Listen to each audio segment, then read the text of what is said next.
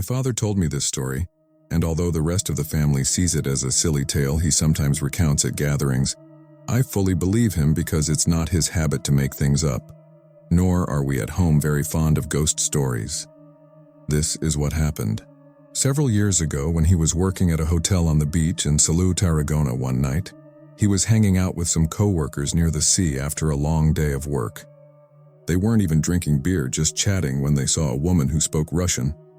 A woman they had seen walking on the beach at sunset on previous days. This time, however, something was different. She was walking alongside a toddler, about 2 years old, who could barely walk securely on the sand.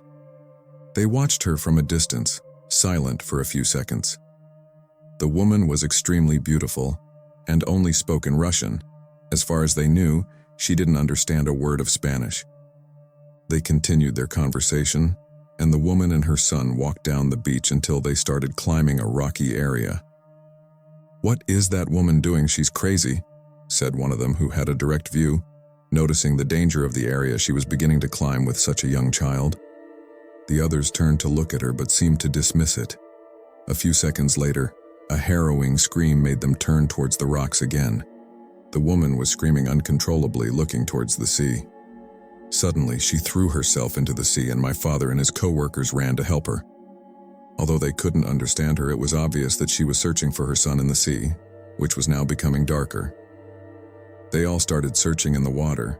The noise and screaming seemed to alert passers-by and those nearby, because soon the place was crowded with onlookers and even authorities. By the time my father got out of the water, he was exhausted.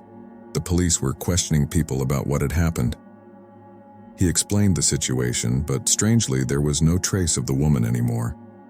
They searched for hours, even the next morning, but there was no sign of the boy or the woman, who seemed to have disappeared among the crowd. One of my father's friends even started to question whether they were sure of what had happened, if they were sure of what they had seen. Weeks, even months passed, and my father's co-workers occasionally mentioned seeing the woman in the distance, walking on the beach at night, and going up to the place where everything had happened. However, no one dared to approach her, to ask her name, to tell her that the police had been looking for her. Besides not speaking Russian, the idea of approaching a woman in a long dress wandering in the darkness of the night on a lonely beach was not the easiest thing in the world. On the other hand, my father was never convinced that it was the same woman they saw. He thought it might be the boy's imagination playing tricks on them. A long time passed, almost 2 years, when my father found himself chatting with some friends on the same beach. It was night again, and from the group of friends who had witnessed that horrible event, only he remained. Suddenly, one of the people in the group stared towards the sea, as if something had caught their attention. Reflexively, my father turned to look as well. Then, with total clarity, he saw the woman walking on the beach, as real as the first time. But this time, the encounter was filled with fear, especially since the woman was again walking with the little boy, who looked exactly the same age as before. The boy strayed for a moment, and the mother shouted something in Russian, just as she had the first time, echoing the memory etched in my father's mind as one of the worst experiences of his life. Each step that the mother and the boy took, observed by my father, was an exact replica of what had occurred years before. Silently, unable to utter a word, my father watched as they approached the rocky area. At that moment, one of his co-workers exclaimed, using almost the same words as before, that the woman was crazy to attempt climbing there with such a small child. The others stopped watching them and continued their conversation, but my father's gaze never left them. The woman took the boy in her arms, and my father feared to see what he imagined was about to happen, so he closed his eyes, and at that moment, a terrifying scream filled the entire beach. His co-workers ran to try to help the woman, but he, silently, just observed the entire scene from a distance, stunned. He never told what happened either to those co-workers or to those who had lived it the first time. Some of the hotel guys told him they had seen the woman walking on the beach on the darkest nights after that event. My father left there sometime later, but was grateful with all his might, never to have seen the woman on the beach again.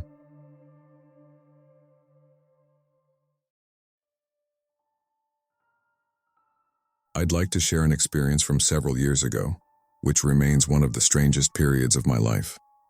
It all took place in the house where I still live today with my mother. It's a regular house with nothing particularly special or out of the ordinary about it. In the backyard, which was my parents' pride when we first moved into this house during my childhood, they invested a lot of time and care to make it resemble a show garden. However, as time passed and both my dad's job became more demanding, and my mom also started working, their maintenance of the garden dwindled, leading to its gradual neglect. Particularly at certain times of the year, the overgrown trees and unkempt vegetation gave it an eerie, gloomy appearance, as if it were the backdrop for a horror movie. I never really paid much attention to its appearance, and I suppose no one else in my family did either. However, I started to take notice when my younger cousins visited, and as the afternoon sun set, they suddenly became reluctant to play outside. Despite their reactions, I always thought everything was normal. I never had any strange feelings about my house or the garden, places where I spent much of my childhood either accompanying my parents or helping them with chores. I vividly remember the first time I experienced something out of the ordinary. It was during the Easter holiday break in middle school, and I had stayed up late playing video games. By around 2 a.m., exhaustion set in, so I headed to my room to sleep. Outside, the sound of cats fighting or mating filled the air, a noise that always unsettled me. I heard them scurrying across my roof, so I yelled out the window and tried to scare them away with noise, but to no avail. They seemed determined to disturb my sleep as much as possible. While brushing my teeth in the bathroom, I heard a loud thud on the roof, as if something heavy had dropped. Suddenly, the cats fell silent. Normally, I might have been concerned if they were my pets, but since they belonged to the troublesome neighbors, I was just relieved they stopped making noise and hoped they'd let me sleep. However, the ensuing silence was unnerving. As I climbed into bed, I noticed a subtle sound, a vibration that seemed to resonate through the house. It sounded like something or someone was dragging across the roof, moving stealthily towards the edge. As sleep began to take over, I wasn't sure if I was dreaming or if what I heard was real. For a moment, I even thought I had gotten up to alert my parents about the noise. It felt so vivid, like I was actually getting out of bed, but it turned out to be just a fleeting dream.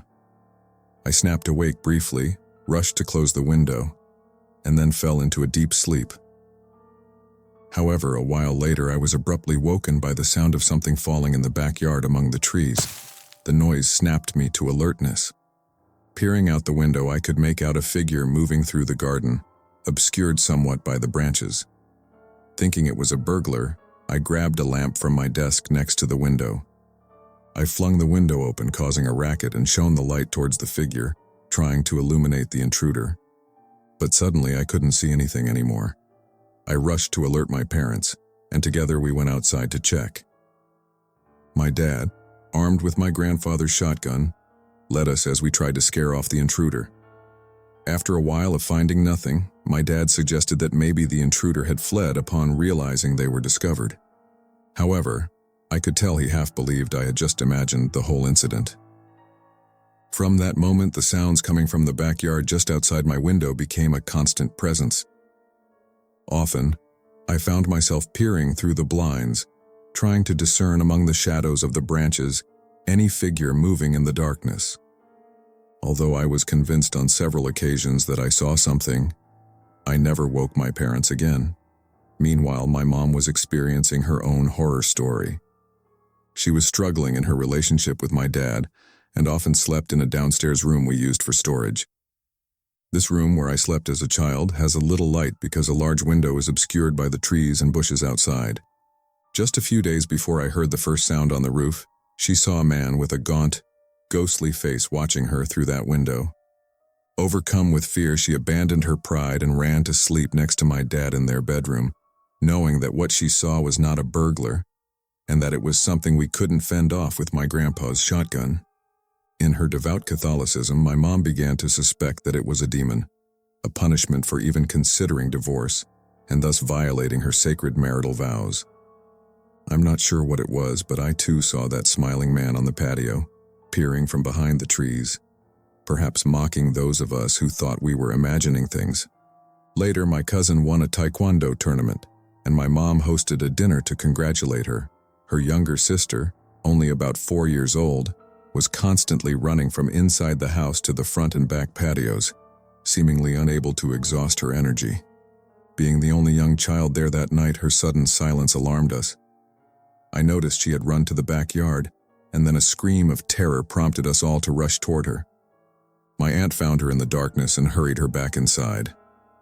As we entered the house, I thought I saw something move among the shadows. My youngest cousin claimed a man had been playing with her in the backyard, telling her to run back and forth, but then he asked her to come closer and grabbed her arm. When she tried to pull away, he tightened his grip and brought his smiling face close to hers, which made her scream. They found no marks on her, so her story was dismissed as childish imagination. Later that night, alone with my mom, I decided to discuss what I had been seeing in the garden. That's when she shared her own experiences. My parents eventually divorced, and for some reason, the man on the patio ceased to appear. I haven't seen or heard from him since. Since my dad moved out, the atmosphere at home has been calmer. I never had the best relationship with him, and we barely communicate now, but I've often wondered if he ever noticed the presence that lurked in his garden.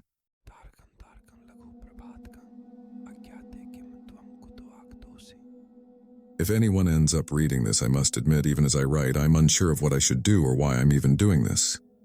Perhaps I'm hoping someone will tell me it's not that unusual, that something similar happened to a friend of a coworker. Unlike many of the stories I've heard on this channel, this one happened to me personally. I'm not sure if it's better or worse to have all the memories so fresh, to be able to look to my right and see tangible evidence that my experience was real, or if it would be better to wait, allow some time to pass, digest the facts and discuss them from a more rational perspective later. I travel frequently for work, often on extremely short trips where I sometimes spend just one night away before returning to the comfort of my home. Since my dog passed away early last year, I've been living alone. After months of grieving, I've come to appreciate the freedom of having no dependent creatures relying on me. The first time I sensed something odd about my trips was a few months after Chaco's passing. As I returned from a whirlwind trip, I ran into the building manager at the door. While we chatted, Mary, the elderly lady from the apartment below mine, approached to wish me a good trip. At the same time, she subtly reproached me for walking around in my main bedroom all night. "There's no need to be running around at those hours," she remarked. I assured her that she was mistaken, as I had just returned and hadn't been in my apartment the previous night. With no other option, she apologized and said goodbye, looking somewhat confused. However, her comment lingered in my mind as I entered my apartment and conducted a cautious inspection of my bedroom. Everything seemed normal, but later that afternoon, as I opened a window to alleviate the city's heat, I discovered the imprint of 2 hands pressed firmly against the glass next to my bed from the inside. I'm on the 7th floor with no ledge outside, and I was certain that no one could have come in that way. I cleaned off the handprints and decided not to dwell on them. These are, without a doubt, the kinds of things one prefers to ignore. Later, I learned from Lucas, one of the few neighbors I talked to, about a discussion in a building chat group where only the ladies participate. His wife, Alma, had relayed to him the comments made by my downstairs neighbor about noises in my apartment even when I was absent, and the shadows behind my bedroom window that neighbors from the apartment across the tower reported seeing at all hours. "It's just the imagination of people who have nothing better to do," Lucas remarked. I was sure that was a comforting statement that one could only make when not living in the place being discussed. Perhaps these occurrences were not happening before, or maybe I hadn't noticed, but I began to rigorously inspect my home after each return. I started taking photos with my cell phone to document the arrangement of things, the smallest details, and I noticed slight changes, figures that seemed to have shifted, objects that had moved a few centimeters. One night, returning home close to midnight, I found my toothbrush on the kitchen floor, a seemingly trivial detail, but one that filled me with terror. The brush, with red traces that looked like blood and seemed wet, as if someone had just been about to use it when I arrived, left me unsettled. That night, in fact, I ended up sleeping in a hotel not far from here. Although it was impossible for someone to enter my apartment without the neighbors noticing, I had a series of high-security locks installed that were tamper-proof. The neighbors, the manager, and even the installers looked at me incredulously. It was an exaggerated level of protection for a building as secure as this, where no one can enter without passing the couple of guards who permanently monitor the main entrance. Whatever it takes to feel at ease, I thought. Let them think what they want. But the tranquility didn't even last one night. That very early morning, I was awakened by a muffled noise from the hallway outside my bedroom, like something falling on the floor, followed by the sound of someone running to the kitchen and back. The steps were short and quiet, not stealthy, as if someone were running barefoot. I tried to go back to sleep, tried to dismiss it, hoping I had just imagined it, or was perhaps blending a nightmare with reality as I woke up my body before my brain fully did. But then I distinctly heard the noise again, a thud, followed by my bedroom doorknob turning very slowly. It opened, but no one pushed the door inward. It seemed someone just wanted to check if the door was unlocked. The steps, this time very slow and cautious, moved back toward the kitchen. I then began to hear the sound of someone rummaging through things. I got up, approached the bedroom door, opened it to confirm what I was hearing, and even ventured a few steps towards the kitchen. My heart raced faster than I thought possible. I could feel my pulse throbbing in my ears. My anxiety spiked when a loud noise erupted from the kitchen, a sudden movement of something or someone quickly moving around, causing items to crash to the floor. I dashed back to my bedroom and barricaded the door with a piece of furniture. I still can't fathom why I didn't have the courage to call the guards to check my apartment. It's inexplicable, but eventually fatigue overtook me, and in the morning, I cleaned up the mess in my kitchen. Someone had indeed been there. I wasn't imagining things. Oh yes, as I walked through the room, I finally noticed that small rectangle high up in the hallway, a grill leading to the air conditioning duct. It's impossible for anyone, even a child, to fit through there, but what other explanation could there be? That afternoon, I bought industrial-strength tape and sealed the duct almost completely. I think it might be my imagination, but in the days that followed, I could almost swear I heard footsteps and movements behind the walls and across the ceilings. A few days ago, I asked the maintenance man to reinforce the grill. He secured it with several screws, making it virtually impossible to tamper with. Soon after, I began to notice small traces of dust on the floor directly beneath it. This morning, I found one of the screws on the floor. As I write this, I observed 2 screws missing. I could swear someone is watching from inside the ducts, eyes barely visible in the darkness. Perhaps I'm not going mad. Maybe I should unscrew the grill right now to check if there's anything behind it. Or maybe it's time to finally alert the guards or someone, anyone, about my suspicions that something emerges from the ducts when I'm asleep or not at home. Thank you for reading this, which even I don't understand, and giving me the opportunity to vent. Sorry for sending the second email so soon. When I finished writing my experience, the story I just sent you, and sent it, I went to the kitchen to put water for tea. Upon returning to my bedroom, a second screw was on the floor. I think I used the rest of the tape to seal the duct completely now, but I believe it will be a long night.